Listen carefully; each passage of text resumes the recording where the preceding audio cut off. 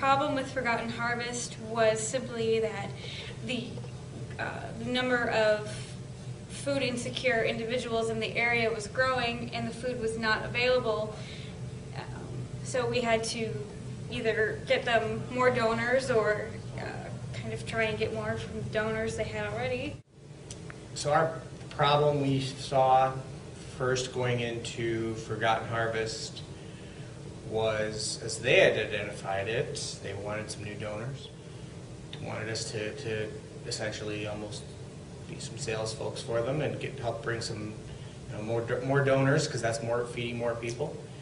After our initial store visits, we kind of realized that probably wasn't going to be the best value add and the best thing we could offer for Forgotten Harvest. As we gathered more information, the problem really seemed to shift. Then we wound up just focusing on their current clients and trying to increase the donations they got from current clients. Just developing the current donors and building the awareness so they could better donate to Forgotten Harvest. When I first walked into class on the first day and we talked about the Forgotten Harvest project, we divided up into 3 teams. With an analysis benchmarking, and then there was the value proposition team. And I was on the benchmark, which our responsibility was to figure out what is the best practice. Had an opportunity to work with each other. The main teams rearranged where people were because we saw people had skill sets that were better in certain areas, so they moved to different teams. I mean, our teams immediately began changing once we realized this. We kind of cut out Team 2 doing the surveys and broke that out into more of a data analysis team. And teams just wound up taking on other teams' responsibilities essentially as well. Like the benchmarking helped out a lot with the value proposition stuff. Value proposition team helped out a lot with the benchmarking stuff. The team in the middle just kind of helped with the overall project along with doing all of their own stuff. So we had a lot of changing of dynamics. We worked together as one team, and so that even though we had teams 1 through 3, we didn't let it confine us. We tried to work together as an entire Forgotten Harvest team, and we had a lot of interactivity among all the members. In a team structure, there was going to be information at the very first stage, and our group didn't really have much to do. So what we decided to do was change some of what we were doing to get involved with teams 1 and 2 at the beginning, and recognizing that as things progress, Team 3 would then be more called on or needed as we progressed. Team 1 and Team 3 kind of took the benchmarking together, and not only benchmarking, but doing several ride-alongs with Forgotten Harvest drivers. There seemed just to be a lot of talk and waiting. You know, we were waiting for data. We were waiting for Kroger contacts. We spent a couple weeks waiting, and during that whole time, Paul was like, "You got to go. You got to go. You know, don't wait for the contact information to get there. Don't wait till the data to come to you. You got to go get it yourself." And doing reports is not necessarily the output of what we want to do. We want results and not reports. So at one point in time, we had to put down the result, put down the reports, stop the data gathering, and start implementing. And riding with the drivers, we did what was necessary, which we believe would be necessary to give us the information that we desired in order to fulfill the requirement. Once we started actually getting out in the field, we saw that we were a little off base in our project. We went into stores to see what was happening. And we found that a certain amount of our donations were coming from a small amount of our donors, so we should probably penetrate the existing donors as opposed to looking for more. After we got in there, we kind of felt that maybe there was some room for growth with existing donors. We saw poor communication within the stores, within their management, in between Forgotten Harvest. It's the relationship between the drivers, the ambassadors, and the stores. And so, how can we strengthen that? How can we strengthen that relationship? How can we provide the drivers and the ambassadors with a tool, some feedback that needed to come? And so we worked on designing some reports and just information sharing. We rolled these reports out to drivers in a training session, got their interaction, and really relied on the drivers to be the ambassador of Forgotten Harvest. Ambassadors, they're going out and they're affecting a change for Forgotten Harvest. We saw that. It's their interaction on a daily basis that really pushes that whole thing forward. So it's really a very relationship-driven organization. Had to be the face of Forgotten Harvest. There was really no one else to do it. So we kind of relied on them to do something that they'd never been asked to do before. We have had good results, not by our measurement, but by theirs. And we increased, in 1 month, we increased donations by like 5,000 pounds just from implementing this into like 19 locations. That's pretty amazing. And so far from some of the data we've seen now, we've got stores donating more in the first week of April than they had in the entire month of March. And for most of these stores, the month of March was the biggest donating month. So I think it's going to be pretty amazing to see how powerful a relationship can be, like just in giving from one person to another.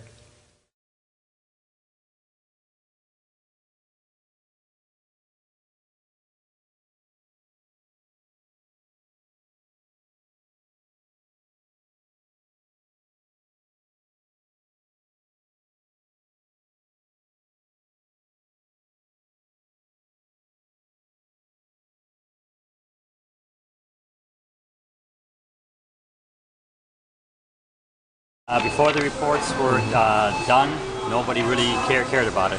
What part of the report jumps out at you the most? How much we're actually giving. You don't know how much you're giving until you actually see the report. It tells you. You don't know the pounds in there until you actually see it on a report. How can increase awareness in the stores? Let the associates know how much we're actually donating. We can go from there. I think what was very cool about the way this whole thing transpired is that you saw a large team of people basically immobile for a month, and then 4 or 5 key leaders, yourself amongst them, stepped up and decided that they were going to take it upon themselves to go above and beyond on this. It became much more than a school project for that core group of people. It became a passion and gave them purpose. You know, you saw people riding along on trucks. You saw people digging deep and getting a baseline understanding of what the heck's going on the ground, when most people are not willing to get their hands that dirty in an organization. So yeah, I feel like I just learned so much. These other classes are just real traditional and set up with like lectures and just teacher-student feedback kind of stuff. And this was the first class where we actually got to take on a real project, work with a real company, and actually saw real results from a project that we implemented. Chaos associated with this class, in that you're moving quickly. It's so much so that you're learning, but it's just somewhat chaotic. Good chaotic, don't get me wrong, not bad. Good, and you're learning that everything is not always going to follow a structure when you are in a very creative mode. Many of my MBA classes were just, this is a book, here are some notes, this is how you do business. And I don't think it's an appropriate way to do business. Business is not something you can learn from a book. You can learn it more from experience. So. This class it's been a great experience. One thing that stands out, this class stands out compared to my other MBA courses, is we're actually doing something, real life example. We're implementing something instead of just reading out of the book, talking about it. Saw a lot of going beyond the Call of Duty, if I can say that.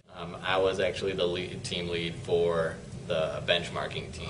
What I did was interview, I have 3 customers who are Forgotten Harvest donors. And I went out and met with each of them and talked to them about their experience with Forgotten Harvest, and then tried to provide a little bit of input based on it. I did a research in the beginning, the benchmarking questions. I'm doing the timeline project. I've done all the documentation, tracking. Matter of fact, if we were only confined to the syllabus, I think most of us would feel a little happier from a standpoint of workload. But this has been almost an additional class associated with being in the class. I don't think anybody is regretting it, but it is a lot of work. Looking at the team dynamics, it was real interesting to see because, first of all, we had people of various different backgrounds that were able to contribute. Everything from finance to engineering to logistics, and it was just interesting to see the way people interacted with each other, the different levels of commitments that people had. There was people that put in a ton of work in the beginning of the project and then kind of tapered off near the end. There were some people that just kind of laid low throughout the project, and there were some people that started off slow and really kicked up the participation near the end. So it's really interesting just seeing how different people interacted in different ways. Everybody just kind of played their role to kind of adjust what they were doing and improve what they were doing, or step back a little for the people that were kind of doing too much, and the people that weren't doing as much, they stepped up.